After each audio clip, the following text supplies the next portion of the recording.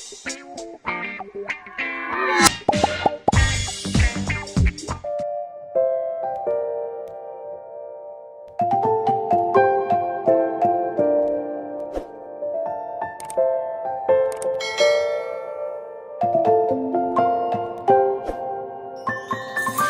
many places still undiscovered, but you're stuck in a blast of SG.